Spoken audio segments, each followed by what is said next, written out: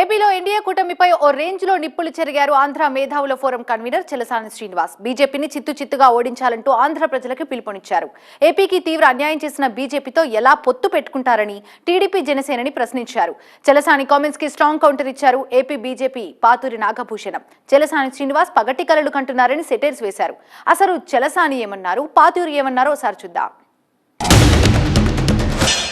తెలుగుదేశం పార్టీలో 90% మంది ఉత్తర భారతీయ జనతా పార్టీ అంటే అసహించుకున్నారు. వాళ్ళు ప్రశ్నించండి. వాళ్ళ నాయకుడు తీసుకున్న చర్యకి తప్పనిసరి బయట మాట్లాడుతున్నారేమో గమనించండి. అలాగే వైఎస్ఆర్ కాంగ్రెస్ పార్టీలో ఉన్న ఎస్సీ ఎస్టీ బీసీ మైనార్టీలు అనేక మంది కడుపులు రగులుకుపోతున్నాయి. చెప్పలేని పరిస్థితి వాళ్ళ.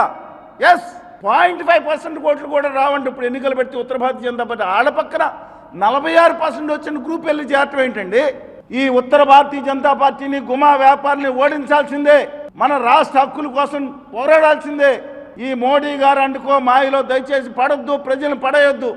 ఉత్తర భారతీయ జనతా పార్టీని మాత్రం తుక్కుతుక్కుగా ఓడించాలి. అలాగే ప్రత్యక్షంగా ఉత్తర భారతీయ జనతా పార్టీ వాళ్ళు ఇక్కడ పోటీ చేస్తారు. ఎంత ధైర్యం అండి వాళ్ళకి? జాతీయ ప్రాజెక్టుకి పోలవరాన్ని బస్సు పెట్టిస్తా, రాయలసీమ ఉత్తరాంధ్రకి ప్రత్యేక ప్యాకేజీ కింద ₹1 నిధులు ఇవ్వకుండా రాయలసీమ ఉత్తరాంధ్ర పోటీ చేస్తారా? మీ అభిప్రాయంలో ఉత్తర భారతీయ జనతా పార్టీ అంటుకో గుమా వ్యాపారులని ఖచ్చితంగా ఓడించండి. వాళ్ళకి డిపాజిట్ రాకుండా చేయండి. మోడీ గారి గురించి విమర్శించే స్థాయి ఆయనకు ఉంది. అసలు ఆయన బానిసలు అని అంటున్నారు. బానిసలకి భాగస్వాములకి తేడా తెలియనటువంటి వ్యక్తి చలసాని గారు. మరి చలసాని వారు మాత్రం ఇన్ని రోజుల నుంచి మరి జగన్మోహన్ రెడ్డికి మరి వంతపాడి సైలెంట్గా ఉండి ఇప్పుడు వస్తున్నారు ఎలక్షన్ టైంలో. ఎందుకు ఓడిస్తారు జనాలు? ఇవాళ మోడీ గారు ఈ రాష్ట్రానికి 11 యూనివర్సిటీలు ఇచ్చారు, అందుకని ఓడిస్తారా? ఎయిమ్స్ లాంటి బ్రహ్మాండమైనటువంటి హాస్పిటల్ కట్టి ₹10 ఫీజుతో ఇచ్చారు, అందుకని ఓడిస్తారా? ఈ రాష్ట్రానికి 4 ఇంటర్నేషనల్ ఎయిర్పోర్ట్స్ ఇచ్చారు, అందుకని ఓడిస్తారా? ఈ రాష్ట్రానికి మరి CITD central institute of tourism ఇచ్చారు, అందుకని ఓడిస్తారా? పోలవరానికి 35,000 కోట్లు డబ్బులు ఇచ్చారు, ఈ రాష్ట్ర ప్రభుత్వం అలసత్వం వల్ల కట్టలేకపోయారు, అయినా డబ్బులు ఇచ్చారు, ఇంకా ఓన్లీ 20% దానికి ఓడిస్తారా?